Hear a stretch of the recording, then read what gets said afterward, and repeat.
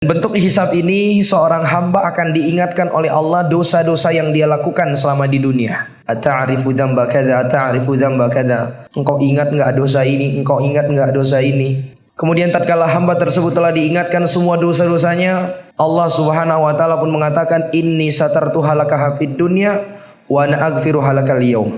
Dosa-dosa ini telah aku tutupi untukmu di dunia. Allah tutupi dosa-dosa ini, jamaah. Banyak dosa-dosa kita yang tidak diketahui oleh orang lain.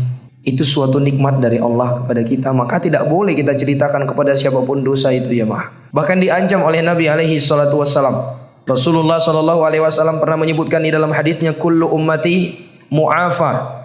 Setiap umatku itu akan diampuni sama Allah. Illal mujahirin. Kecuali mujahirin. Siapa itu mujahirin? Dijelaskan oleh Nabi, yaitu orang yang tatkala dia bermaksiat di malam hari, tidak ada yang mengetahui maksiat yang dia lakukan. Namun di pagi harinya dengan bangganya dia menceritakan maksiat tersebut kepada orang lain sehingga orang mengetahuinya. Sama halnya jamaah yang dimuliakan Allah. Mungkin kita dahulu sebelum hijrah, sebelum berupaya untuk menjadi hamba yang lebih taat lagi, kita terjatuh ke dalam 1-2 kesalahan. Lalu sekarang kita berhijrah, kita meninggalkan dosa tersebut. Maka kewajiban kita adalah mengunci dan menutup rapat-rapat dosa tersebut.